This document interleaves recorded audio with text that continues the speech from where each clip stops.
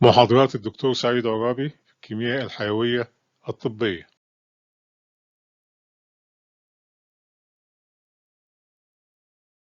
النهاردة محاضرة 3 عن الفيتامينز. فيتامينز 3 ليكشر نمبر 3، وهناخد فيها B1 B2 B3.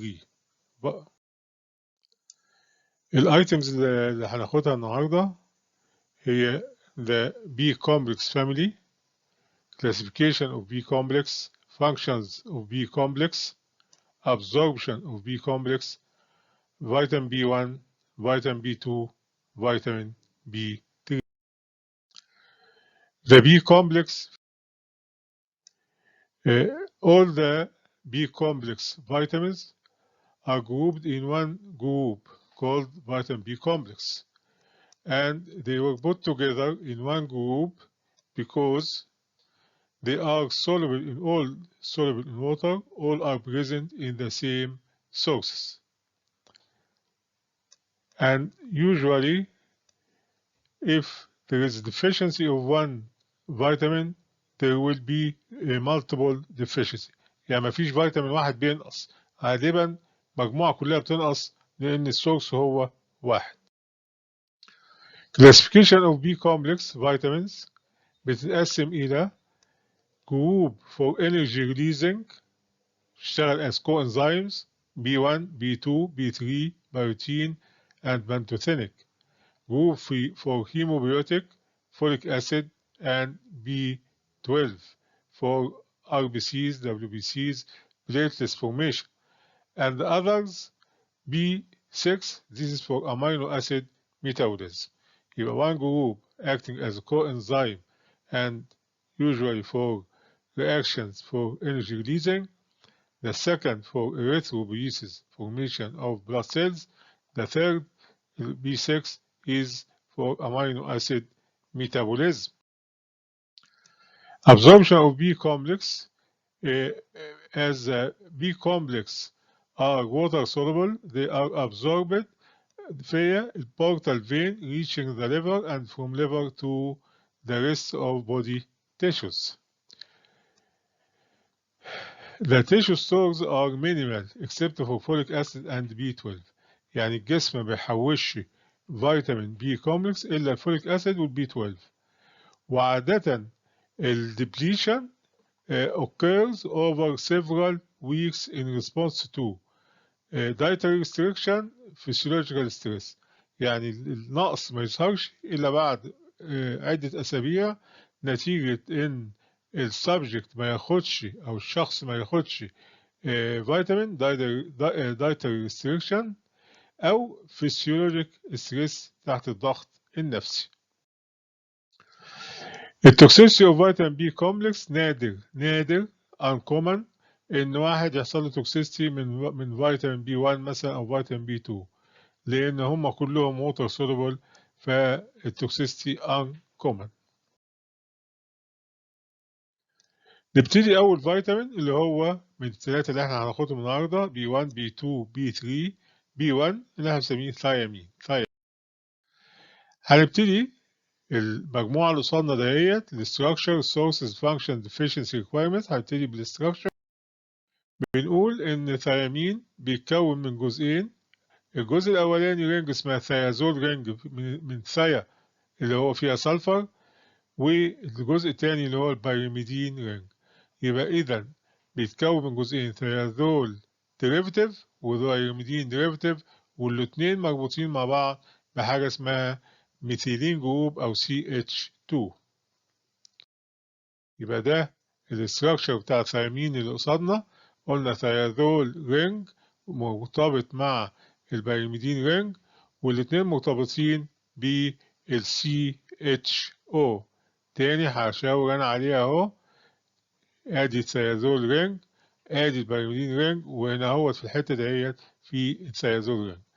الثيامين ده الفيتامين، انما الاكتيف فورم اللي بيشتغل الثيامين ده بياخد 2 فوسفيت عشان يبقى اسمه ثيامين بايروفوسفيت او ثيامين داي فوسفيت. ثيامين بايرو او داي فوسفيت بياخدهم منين؟ بياخدهم من ATP يتحول إلى AMP. في وجود إنزيم اسمه إيه؟ اسمه ثيامين كاينيز. إحنا اتفقنا إن أي رياكشن بيخش فيه ATP يبقى لازم استخدم كاينيز، ثيامين كاينيز. موجود فين الثيامين كاينيز ده؟ موجود في الليفر، الجود سيلز اند سيريبرال كورتكس. ده الجزء اللي متشاورين ده بنقول الرياكتيف كاربون اللي بيشتغل مع اللي بيخش في الرياكشنز المختلفة. يبقى ده الاكتيف فورم بتاع الفيتامين بي 1 ثيامين بايو. السورس بتاع الفيتامين بي 1 السورس بتاع الفيتامين بي 1 بنقول الهول جرين سيريالز، يعني السيريالز او الحبوب اللي هي مش الغطا بتاعها موجود. الليجيومز، البقوليات زي الفول، زي اللوبيا، زي الفاصوليا. اليست اللي هي الخميرة او الخمائر. الان بولش رايس اللي هو الرز الغير مضروب.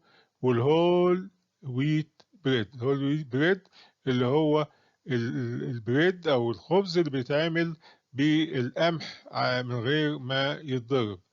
ده برضو صورة لخبز بيتعمل من هول جرين ويت. وده برضو الخبز البلدي اللي احنا متعودين عليه. بنقول لو الخبز البلدي اللي بيتعمل بالردة ده غني بفيتامين بي 1. اللي بعد كده functions or biological importance of vitamin B. بنقول vitamin B1 act as coenzyme in carboxylation in carbohydrate metabolism. وطبعا مع حاجة تانية أهم reactions بيعملها الفيتامين بي 1 حاجة اسمها oxidative decarboxylation of keto acid. تاني حاجة transketolation. يبقى الأوكسيديف decarboxylation ده نوع من الرياكشن of keto acid. transketolation reaction and nerve conduction and enter in the structure of nerve membrane. هم دول الثلاثة reactions بتوع الفيتامين بي. أول حاجة oxidative decarboxylation of alpha keto acid. alpha keto acid زي إيه؟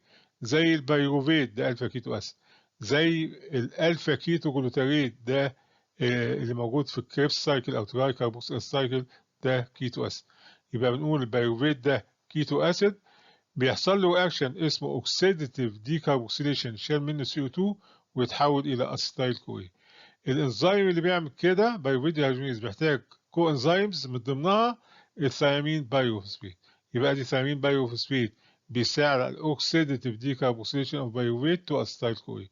نمرة 2 في الكريبس سايكل بيساعد على الاوكسيديتيف ديكاربوكسيليشن بتاع كيتو اسيد اللي هو الفا كيتو جلوتاريت الى الساكسينايل كوي برضه بالثيامين بايروفوسفيت.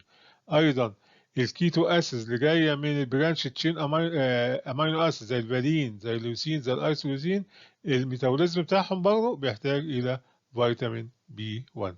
يبقى كل دول يندرجوا تحت اوكسيديتيف ديكاربوكسيليشن اوف كيتو اسيد. نمرة 2 إن هو بيعمل ترانسكيتوليشن رياكشن.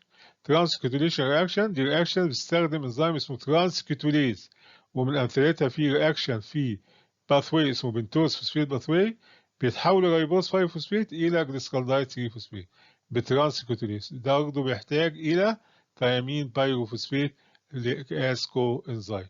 يبقى إذا ده محتاجه في حاجة اسمها ترانسكيتوليشن رياكشن.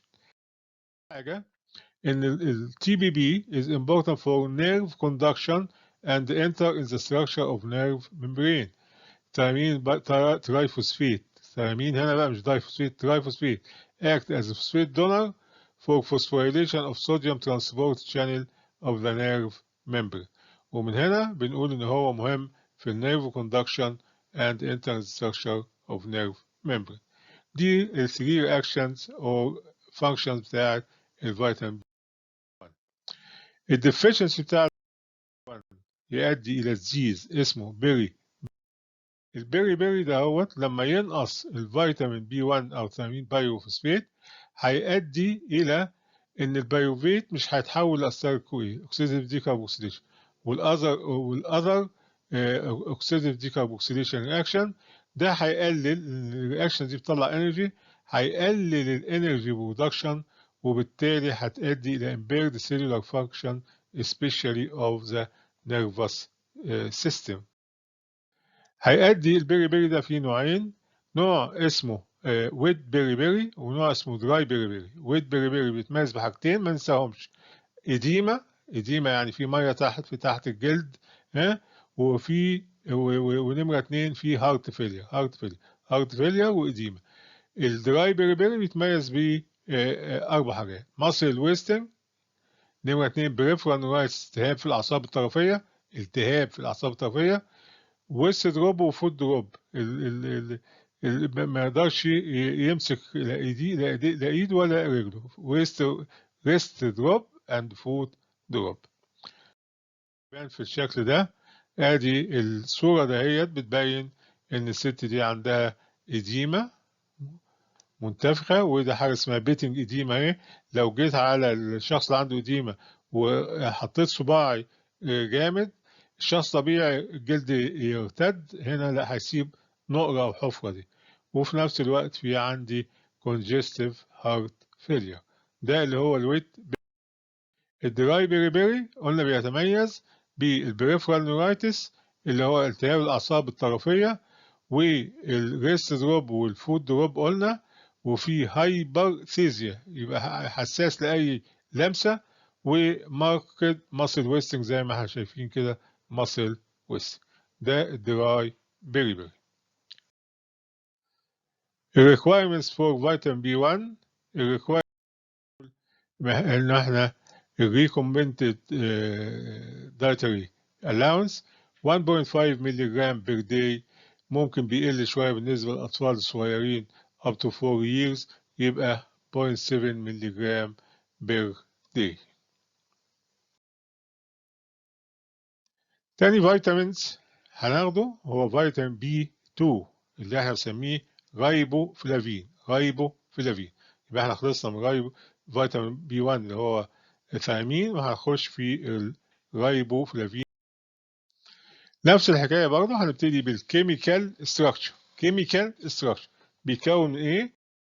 فيتامين بي 2 بيتكون من حاجه اسمها فلافين رينج، اللي هي الرينج اللي قصادنا اللي انا بشاور عليها دي، فلافين رينج، مرتبطة مع رايبيتول، شو هو الكول اللي هو جاي من الريبوز. هنا في كله OH رايبيتول، يبقى فلافين زائد رايبيتول، دول الاثنين مع بعض يكونوا فيتامين بي 2 اللي هو الرايبوفلافين. يا ترى الاكتف فورم بتاعه ايه؟ الاكتف فورم بتاعه ان الرايبوفلافين ده ياخد فوسفيت في الكربونة رقم 5 بتاعة الرايبيتول عشان يبقى اسمه فلافين مونونيوكلوتايد. طب جت منين النيوكلوتايد ديت؟ لأن المركب اللي قصادي ده بقى مكون من 3 حاجات: الفلافين ودي بنعتبرها بيز، الرايبيتول على سبيل الاستثناء كأنه شجر، والفوسفيت. يبقى بيز شجر فوسفيت بقى نيوكلوتايد. هسميه ايه؟ هسميه فلافين مونونيوكلوتايد. يبقى الاكتف فورم بتاع الرايبوفلافين اللي هو الفيتامين، يبقى ده اللي انا بشاور عليه، ده الفيتامين، ده اكتف فورم اللي هو FMN.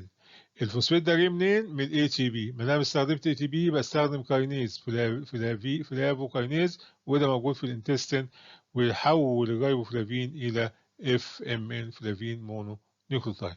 ممكن احط كمان نيوكليوتايد يلزق في النيوكليوتايد ده ويبقى داي نيوكليوتايد، ويبقى another active form of riboflavin بالمنظر ده. احط الاي تي بي، اطلع منه 2 فوسفيت، هيتفضل ادينين وريبوز وفوسفيت. ادي نيوكليوتايد اهو، بيز شوجر فوسفيت. يبقى البيز شوجر فوسفيت ده مع البيز شوجر فوسفيت ده يتحدوا مع بعض عشان يعملوا لي فلافين ادينين داي نيوكليوتايد اللي هو الاف اي دي او الفات. يبقى انا عندي التو اكتف فورمز هم ايه؟ واحد الاف ام ان، واثنين اف اي دي. اف ام ان او بنسميهم كده تجاوزا اف ام ان وفاد اف اي دي. دول التو كو انزيمز اللي بيخرجوا من الرايبوفلافين او فيتامين بي 2. ادي اهو من غير رموز. الفلافين مونونيوكليوتايد اف ام ان عباره عن فلافين شابك في ريبوتول شابك في فوسفيت. امال الفاد عباره عن ايه؟ اف اي دي، نفس الحكايه، فلافين ريبوتول فوسفيت، وشابك مع انذر نيوكليوتايد اللي هو أدينين رايبوز فوسفيت، الاتنين يشبكوا مع بعض بسميهم فلافين أدينين داي نيكلوتايد. طيب يا فانكشن ده السورس. الفانكشنز بقى، أو قبل ما نقول الفانكشن ده احنا قلنا الاستراكشر. الفيتامين بي 2 اي زي ما احنا شايفين اهو. اول حاجه الميلك والميلك برودكتس. ميلك برودكتس زي ايه؟ زي الاجمال، الشيز والزبادي، اليوجورت، وكل الميلك برودكت. بنلاقي هنا الايج، بنلاقي هنا الميت اند ليفر، بنلاقي هنا ليفي جرين ليفي فيجيتابلز اللي هي خضروات ذات الأوراق الخضراء. يبقى دي السورسز بتاعت الفيتامين بي. نفكركم ان الفيتامين بي 1 من الخصائص بتاعته ان هو كالرد، وبيدي ممكن يستخلصوا منه حاجه اسمها فود اديتيفز. ايه الفود اديتيفز دي؟ اضافات بياخدوها، بيستخلصوا من الفيتامين بي 2 اضافه يستخلصوه ويضيفوه للاكل، فيدي الاكل لون جميل اللي هو اللون الاصفر. فمن ضمن مكسبات اللون للاكل هو الرايبوفلافين، بيسموه فود اديتيف. فود اديتيفز.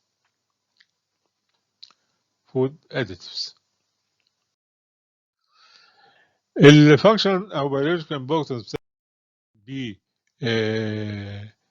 2 او اللي هو بسميه الكوانزايمز بقى الاكتيف فورم اف ام ان اند فاد. هم حاجتين ان هم بيشتغلوا از كوانزايم فور فلافو انزايم. يبقى عندي انزايمز اسمها فلافو انزايمز، دول بيشتغلوا لهم از كو انزايمز. وبيشتغلوا از كو انزايم ايه؟ بيشتغلوا هيدروجين كارير زي ما احنا شايفين، هيدروجين كارير. يبقى الاف ام ان والفاد الفانكشن بتاعتهم بيشتغلوا coenzyme for flavoenzymes as hydrogen carrier. عندي ادي مثالين اهوت. المثل الاولاني اللي او الامينو اسيد اوكسيديز، والمثل الثاني ساكسينيد ديهيدرونيز. دول تو انزيمز يعتبروا من فلافو انزيمز. ليه؟ لانه واحد بيستخدم اف ام ان والتاني بيستخدم فاد اسكو انزيم. فالامينو اسيد بيتشال منه بالانزيم ده 2 هيدروجين، بيشيلهم الاف ام ان ويتحول اف ام ان اتش 2. يبقى امينو اسيد اف ام ان، امينو اسيد اف ام ان اتش 2. نفس الحكايه ساكسينيد زائد الفاد، ساكسينيد ديهيدرونيز يديني فيوماريز زائد فاد اتش 2. يبقى الفلافو انزيمز بيستخدموا الكو انزيمز از هيدروجين كارير عشان في الاكسيديشن ريدكشن رياكشن. الديفيشنسي بتاع بي 2 بيسبب ايه؟ بيسبب جلوسايتس. جلوسايتس يعني التهاب اللسان، inflammation of the tongue. بيسبب فوتوفوبيا، fearing of light، الواحد بيخاف من الضوء. فوتوفوبيا، فوبيا يعني خوف. vascularization of cornea، ان يطلع blood vessels في الكورنيا. دراي سكين او ديرماتيتس، التهاب الجلد. وبالنسبه للانجولار ستوماتيتس اللي هي inflammation of angle of mouth and chelosis اللي هو fissuring of the lip. هي دي المانيفستيشن بتاعت الفيتامين بي 2. هنا بتبين لنا الفاسكولاريزيشن اوف كورنيا، الجزء الشفاف ده هو ظاهر فيه بلاد فيزلز اهيت. انجولار ستوماتيتس، لو بصيت على الجزء ده هلاقي فيه التهاب لونه متغير اهو. انجولار ستوماتيتس انفلاميشن اوف انجل اوف ذا ماوس.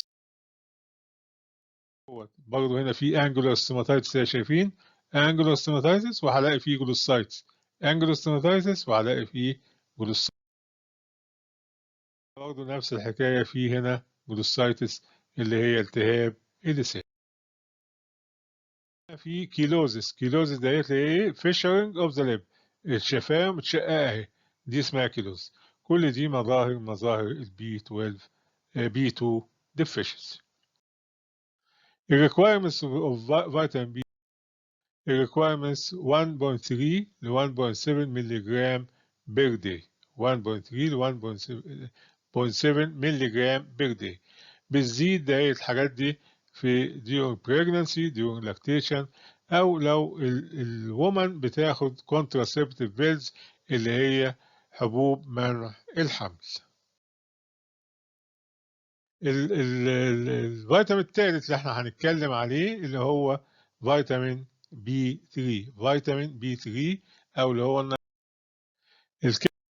بتاع النياسين. زي ما احنا شايفين كده ان النياسين عبارة عن بنسميه نيكوتينيك اسيد، عبارة عن بايريدين رينج وشارك فيها او اتش. ايه البايريدين رينج دي؟ اللي احنا البايريدين رينج اللي هي حلقة كده ثلاثية وفيها نيتروجين، دي البايريدين رينج. البايريدين رينج لو هنا استبدلنا هنا هيدروجين بسي او اتش تبقى اسمها نيكوتينيك اسيد او النياسين. وديت ممكن تبقى موجودة في الطبيعة في التوباكو، بس بتبقى نون توكسيك، عشان كده نون توكسيك سبستانس بريزن ان توكسيك الكالويد نيكوتين اوف توباكو، التوباكو اللي هو التبغ. طيب هل هو ده النياسين ده الفيتامين ده او البي 3 ده هو الاكتيف فورم؟ لا مش الاكتيف فورم. الاكتيف فورم السي او اتش دي بتتحول الى سي او ان اتش 2، وفي الحالة دي هنسميها نيكوتين امايد. احنا كل ده لسه في الاستراحة. اللي يبقى ده النيكوتيناميد هو ده الاكتيف فورم اوف فيتامين بي 3 او النياسين نيكوتين اميد. النيكوتيناميد ده ايه وظيفته الاساسيه؟ ان هو بيخش في تركيب كو انزيمز اسمهم ناد اند ناد بي، ناد اند ناد بي. الناد والناد بي اللي احنا بنشوفهم دهوت بيجوا طبعا من بقول ادي النياسين اهو. النياسين بيجي من ممكن يجي من التريبتوفان امينو اسيد اسمه تريبتوفان. كل 6 مللي جرام من تريبتوفان امينو اسيد داخل البودي في وجود فيتامين بي 6 يتحول الى نياسين 1 مللي جرام. كل 6 مللي جرام يدينا 1 مللي جرام. وبعدين النياسين بانتر ميديات رياكشن يتحول السي او اتش دي الى سي او ان اتش 2 اللي هو النيكوتيناميد اللي هيخش في الاخر الى الناد والناد بي. اذا حتى لو انا ما خدتش النياسين انا ممكن اخد تريبتوفان وفي وجود الفيتامين بي 6 يتحول الى نياسين. ازاي الناد والناد بي بيصنعوا في الجسم؟ اولا بيصنعوا في السيتوزول اوف ليفر سيلز. وفكركم ان الفرق بس بين الناد والناد بي هو فوسفيت، فوسفيت زي ما هنشوف دلوقتي. ادي طريقة صناعة الناد والناد بي. التريبتوفان قلنا كل 6 مللي جرام من التريبتوفان في وجود البي 6 مديني 1 مللي جرام نياسين. النياسين هيكتسب ممكن ريبوزوفوسفيت، هيجيبهم منين؟ من مركب اسمه بي ريبوز بي، يطلع منه 2 فوسفيت، يتفضل الريبوزوفوسفيت يشبكوا هنا ويعملوا نيوكليوتايد بيز شوجر فوسفيت، بيز نيكوتيناميد نيكوتينيك اسيد، ريبوز اند فوسفيت اسمهم نيكوتينيت مونونيوكليوتايد. النيكوتينيت مونونيوكليوتايد اضيف له نيوكليوتايد تاني من الاي تي بي يطلع 2 فوسفيت. النيوكليوتايد ده اللي هو ادينين ريبوز فوسفيت، يبقى ادي نيوكليوتايد وادي نيوكليوتايد اسمها ديساميد ناد. ديساميد ناد. الديساميد ناد ده ابن عم الناد، بس هو انا فيه سي او اتش احولها الى سي او ان اتش 2 ازاي؟ ان انا اخد ان اتش 2 من جلوتامين يتحول الى جلوتاميت، وبالتالي الديساميد ناد يتحول الى الناد. يبقى دي طريقة صناعة الناد. امال الناد بي؟ الناد بي بيتضاف له هنا فوسفيت يبقى ناد بي. دي صناعة الناد في of liver. ادي تاني الناد 2 نيوكليوتايدز. التو نيوكليوتايدز دي واحد منهم نيكوتيناميد ريبوز فوسفيت ادي واحد، ادينين ريبوز فوسفيت اتنين، الاتنين مع بعض بسميهم ناد نيكوتيناميد ان ادينين ايه داي نيوكليوتايد دي اللي هي الناد. طيب بقول تاني ايه الفرق بينه وبين الناد بي؟ فوسفيت. الفوسفيت بيتحط هنا اهوت مع الريبوز يبقى نيكوتيناميد ادينين ناد بي اللي هو نيكوتيناميد ادينين داي نيوكليوتايد فوسفيت. طيب دايما بنتسأل سؤال هو ليه الناد بنحط عليه بلس او الناد بنقول ناد اتش بلس؟ اتش بلس دي بيسموها بروتون. ليه بنعملها كده؟ اول حاجه الناد ده هو الاكسدايز فورم بتاع كو انزيم، وده الريديوز فورم. ببساطة هو الناد والناد اتش زي ما نشوف الفانكشنز بتاعتهم دلوقتي ان هما بيحملوا هيدروجين. فادي الناد اهوت، الناد عليه بلس ليه؟ لان النيتروجين اهوت اللي ماسك في الريبوز، ان النيتروجين يا اما تراي فيلنت ثلاثي التكافؤ او بنتا فيلنت خماسي التكافؤ. فلو عديت البوندز اللي هنا ادي 1 2 3 4، يبقى مفيش حاجه اسمها 4، يبقى بنشيل الكترون من هنا عشان النيتروجين تبقى ستيبل. يبقى انا شلت الكترون من هنا، شلت الكترون من هنا بقت دي بلس، عشان كده بكتب الناد بلس. طيب في التفاعلات بقى اللي فيها ريدكشن بيكتسب 2 هيدروجين، بيجي 2 هيدروجين من السبستريت. الاثنين هيدروجين دول ما هم الا ايه؟ الا 2 بروتون و2 الكترون، 2 بروتون و2 الكترون. طب لما اضيف الاثنين الكترون و2 بروتون دول على الناد هيروحوا فين؟ واحد بروتون واحد الكترون هيجي هنا اهوت في صورة هيدروجين، ويبقى هنا اهوت هيدروجين، ادي واحد بروتون واحد الكترون، يتفضل واحد بروتون واحد الكترون. لما احط هنا هيدروجين البوندز دي هتتعدل، وبالتالي النيتروجين دهوت هيبقى 1 2 3، يبقى هنرجع يبقى الالكترون اللي كان واخدها هنا اهوت مش محتاجينها. فعشان كده واحد من الالكترون اللي كان متشال من هنا هيرجع تاني يظبط النيتروجين تشارجز هنا وترجع تاني. يبقى تاني بقول ان انا في رياكشن فيها 2 هيدروجين بيخشوا، عباره عن 2 بروتون و2 الكترون، واحد بروتون واحد الكترون هيجي في الحته دي ويعمل لي هيدروجين خلاص. طيب اتفضل واحد بروتون واحد الكترون، واحد بروتون واحد الكترون، واحد الكترون هنا اهوت هيجي على ديت لان البونز اتعدلت، هيجي يضاف للنيتروجين اللي هو كنا خدناه منه زمان ويبقى ستيبل. طب البروتون، البروتون هيفضل في الميديا بجوار الرياكشن او بجوار الحاجه. عشان كده بنقول هنا دي ناد اتش، لما شال اتش ما بقاش عليه حاجه، انما في الميديا اللي جنبه في بروتون. يبقى هنا بنحط الناد قلنا عشان النيتروجين ده يبقى ستيبل، بنحط البروتون ده هو اللي فاضل عشان في الميديا. ده التفسير بتاع البلس اللي موجود على الناد او الناد اتش. السورسز بتاعت البي، السورسز يا اما الميت يا اما الميلك اند ميلك برودكتس يا اما الجرين ليفي فيجيتابلز، حاجات فيها حاجات خضراء، هول جرين سيريالز، او اليست. كل دي سورسز للفيتامين 3. قلنا قبل كده ان الفيتامين نياسين او بي 3 ممكن اندوجينس يتكون من التريبتوفان، كل 6 مللي جرام يتحول 1 مللي جرام في وجود الفيتامين بي 6. نلاحظ هنا ان حاجه زي الميت على سبيل المثال ريتش ان تريبتوفان، وبالتالي الميت مصدر كويس للنياسين. الكورن اللي هو الذره يسبوه ان نياسين ان تريبتوفان، الذره. عشان كده زمان كان الفلاحين بيعتمدوا على الذرة في الغذاء بتاعهم. يبقى farmers depending on corn will develop deficiency of niacin. ليه؟ لأن corn is deficient in niacin, deficient in tryptophan. وبالتالي farmers depending on corn for as a diet will develop niacin. الفانكشنز بتاعت النياسين، الفانكشن بتاع النياسين ثلاث حاجات: formation of NAD and NAD B ودي أهم حاجة. Nicotinamide acid lowers plasma cholesterol. ثالث حاجة formation of ADP ribose. أول حاجة formation of ADP and NAD.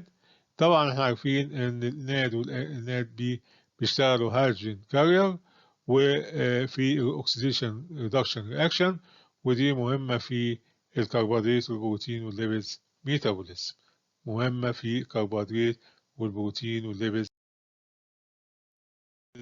تاني فانكشنز ان النياسين بيقلل خروج الفاتي اسيد من الادرس تيشو الى البلازما، واحنا عارفين الفاتي اسيد ده مصدر الاسيتايل كوين اللي بيكون الكوليسترول، وبالتالي النياسين هيقلل الكوليسترول ليفل في البلازما.